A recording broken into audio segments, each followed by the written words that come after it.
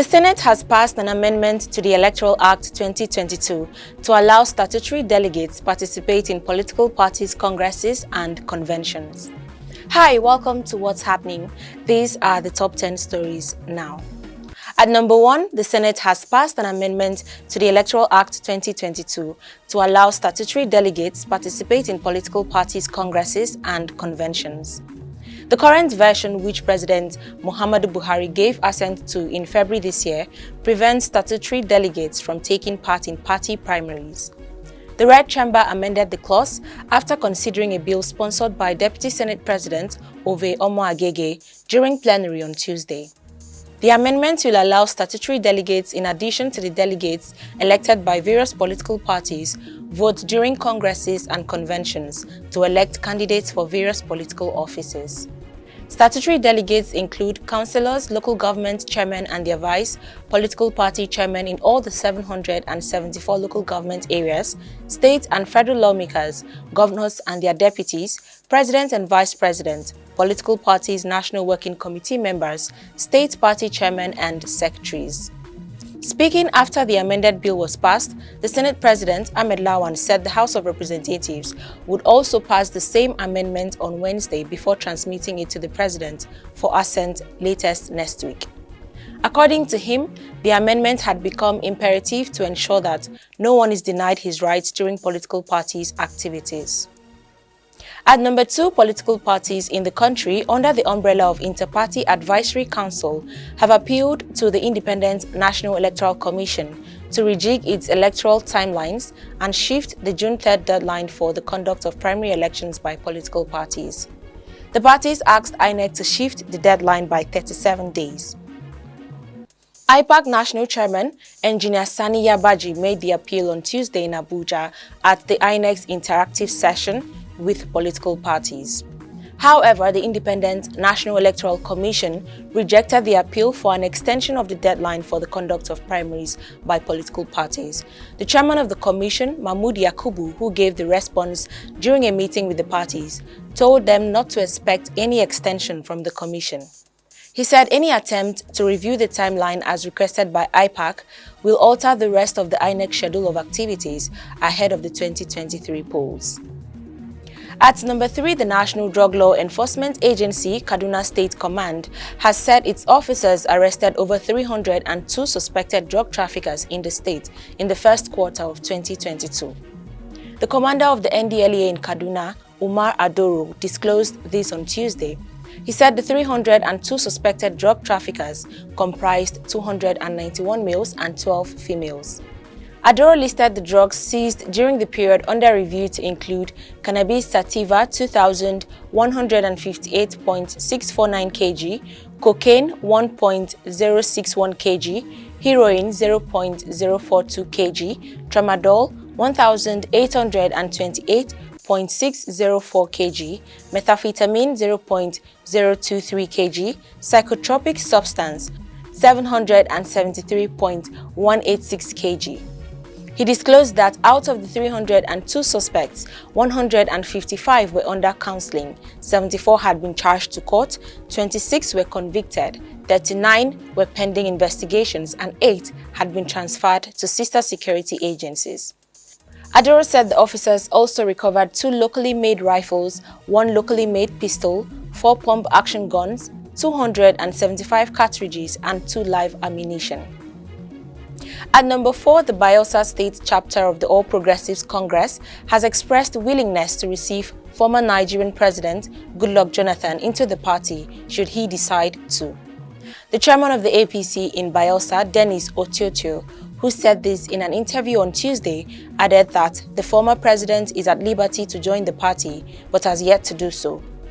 Otiotio said this in reaction to moves to draft Jonathan into the 2023 presidential race by some northern groups. He said that the APC in Bayelsa was not aware of Jonathan's membership. A support group had on Monday in Abuja purchased the APC presidential nomination and expression of interest forms for the former president to contest the 2023 elections on the APC platform. Jonathan had feigned ignorance of the development, saying he was not aware of the bid and did not authorize it. At number 5, the lawmaker representing Oyo South Senatorial District at the Senate, Senator Kola Balogun, who domed the People's Democratic Party last week, has joined the All Progressives Congress. Balogun, who is the younger brother of the Olubadan of Ibadan, Oba Lekan Balogun, was the only senator elected to the upper legislative on the platform of the PDP in Oyo State in 2019. With his defection, there is no lawmaker on the platform of the opposition party in the state. The senator resigned from the PDP last week after Governor Seyi Makinde allegedly handed over the PDP ticket for Oyo South Senatorial District to Joseph Tegbe, who defected to the PDP from the APC. Senator Balogun announced his new affiliation with the APC at the APC Secretariat in Ibadan on Tuesday, where he also declared his governorship ambition. At number 6, Vice President Yemi Osinbajo visited Bauchi State on Tuesday to pay homage to the Emir of Bauchi, Alhaji Rilwan Suleiman Adamu. Osinbajo also met with delegates of the All Progressives Congress. The meeting with delegates is to woo them to vote for him to become candidate of the party in the 2023 presidential election.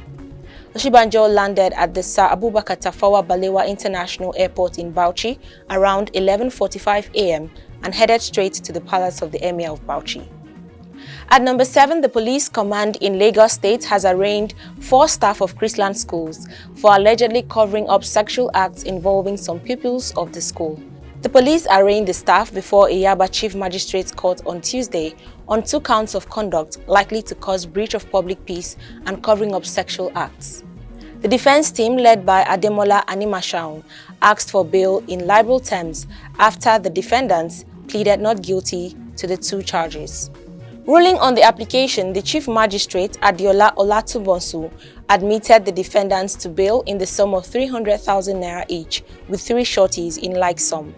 The case was adjourned till June 16, 2022. At number 8, a federal high court in Abuja has fixed October 12, 2022 for the arraignment of former aviation minister Stella Odua and others by the Economic and Financial Crimes Commission. Justice Iyan Ekwo fixed the date on Tuesday, following a letter from the Office of the Attorney General of the Federation in response to a petition written by counsel to the 8th defendant in the suit, Obu James. Odua, who currently represents Anambra North Senatorial District at the National Assembly, was expected to be arraigned by the EFCC on alleged 5 billion naira fraud and financial misappropriation. Other defendants in the charge are Gloria Odita, Nwosu Emmanuel Nnamdi, and Chukwuma Irene Chinyere. At number 9, the Minister of State for Petroleum Resources, Timipre Silva, has purchased the 100 million naira presidential expression of interest and nomination forms of the ruling All Progressives Congress amid the ongoing fuel scarcity. A group called Good People of Nigeria reportedly paid for the forms on behalf of Silva. This is coming at a time Nigerians are spending long hours at filling stations, a situation the Nigerian National Petroleum Corporation blamed on low depot loading. Speaking in front of the NNPC towers in Abuja after obtaining the forms on Monday, the leader of the group, Alhaji Muhammad Abu Abaji, said the group had been closely monitoring the works of the minister in controlling the petroleum resources of Nigeria and believes that he is the right person to take over from President Muhammadu Buhari. Silva received the forms and praised the group as he expressed shock that they could go to that extent to obtain the forms for him. The minister, however, said he would not confirm his acceptance of the forms as he needs to consult widely before taking a decision. Lastly, at number 10, a heavy rainstorm on Monday killed 5 people in Damaturu, Yobe State. The storm, which started around 5 p.m., was accompanied by a strong wind which pulled down houses and destroyed several properties. The Director of Rescue at the State Emergency Management Agency, Baba Jallo, confirmed that 5 people died and 42 sustained various degrees of injuries during the storm. Jallo explained that those who died were killed in a building which collapsed during the storm. Jallo added that the storm damaged properties in different parts of the metropolis, including Maisa Dari, Nainawa, and Pompomari. He assured that the agency would commence a rapid assessment of the damage on Tuesday morning. That's all for today, but before I go, I would like to remind you that the 2023 general elections is drawing closer. Do not fail to get your permanent voter's card. See you next time on What's Happening.